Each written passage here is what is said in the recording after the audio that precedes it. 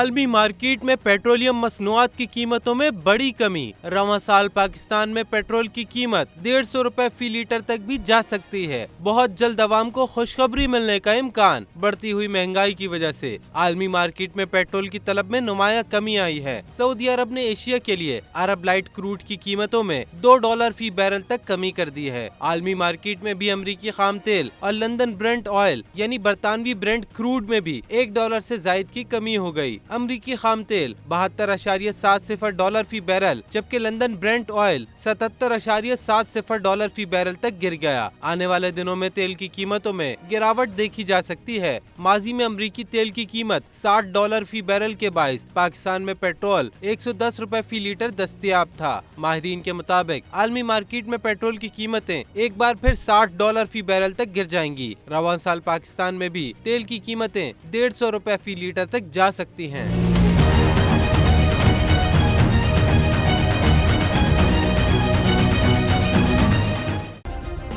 Subscribe करें और bell दबाएं ताकि कोई खबर रह न जाए।